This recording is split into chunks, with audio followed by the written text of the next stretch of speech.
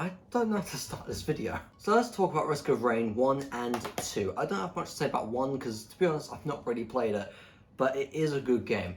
I know it is, I've seen reviews, and it is brilliant. I'm not going to go too much into it, but I've got a lot to talk about the second one. So let's just get into it. So let's talk about Risk of Rain 1 for a minute. You get the same thing with Risk of Rain 2, so I won't get too much into it because it is pretty much the same game, just very different art style. So Risk of Rain 1 has got the 8-bit pixely kind of art style, looks really good. I've not even passed stage 1 because, to be honest, I wasn't too interested in playing it because, well, when you got the first one and then the second one, you're gonna want to go to the second one because it's a better generation. So I've played the second one more than the first one, but anyway, I'll get to that later. Risk of Rain 1 is very similar to Risk of Rain 2. As I said, it's got a really cool art style. It's got a lot of characters, a lot of modes, a few artifacts, and again, I'll get into that, what that is in a bit later. Honestly, I don't understand the storyline. When you go into the cutscene, I didn't really understand the plot. There was no story, but there's not much to say. You spawn in, kill enemies, and you know, you have fun. I know it's quite short, but let's just get straight into Risk of Rain 2 because there's a lot of goodies with this one. So Risk of Rain 2 is the kind of game you'll find from the Binding of Isaac gameplay. It's very similar, kind of, but not the same game.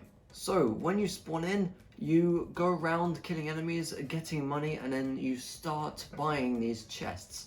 They come out with a random selection of stuff that you can get. There's not much to say. They're not weapons, they're just upgrades to your character. My personal favourite is the syringe, because you can have so much power, it's ridiculous. And not even power as in damage, just so much fire rate, it becomes stupid. So once you feel like you've got all the chests and you've got enough money, you then activate the teleporter, which then sends you nowhere. Why am I saying send you? So it summons this boss, and basically you just need to kill it as fast as you can. There are challenges where you need to kill it within 10 seconds of it spawning, which can be very easy once you get later in the game. But once you kill it, you have to at least wait a minute and 40 seconds. That's when the thing's fully done. And then yeah, you can click X on it and then go straight into the teleport. The longer you are in the run, the harder it gets, just by the minute.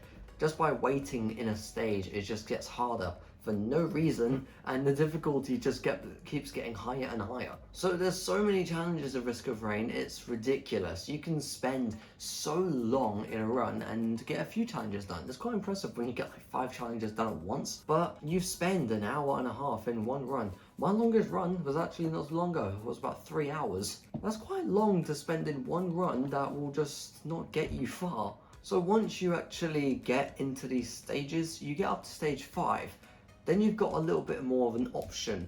You can then go into the secret teleporter at the bottom of the map, which you can put in this 9-shape code thing, and then it will open a teleporter, and then you can do this, what's known as called an artifact. And these artifacts are used to enable special modes when you first start. And yes, you can enable multiple at once. It's pretty damn cool. So let's say you didn't want to do that. Let's just say you wanted to go on with the storyline. Once you defeat the last boss, you will then teleport to the moon, which is known, and you'll then find this weird thing you need to do. You don't find teleporters anymore. You now need to go charge these 4 pillars, and you need to not die once you're trying to be ambushed by all of these different enemies. And yes, it sounds easier than it is, but it really isn't when you're not prepared. Then, all these things will pop up, which will allow you to jump really high onto this stage-looking thing, and the boss just comes out of nowhere. Yes, this is the final boss of the game, and it's kind of stupid. Because once you defeat this boss, and I was not expecting this to be so easy when I done it not too long ago, and the reason why I think this is so stupid, because once you defeat it, that's it. What you meant to do. But a lot of people think, okay, yeah, cool, complete the game, now it's boring. No, that's not boring, and it's not over. It gives you a sense of the game's over when it's not. You've got so much more to do in the game. My only issue with it is that it doesn't feel long enough. Do not get me wrong, when you go through the artifact portal and then loop back around, it is also known as a loop. You will then loop back to the very first stage and do the whole thing again with all your items. It is a very interesting game, and I personally am really addicted. I thought to myself the other day, yeah, I'm gonna spend about 10 minutes.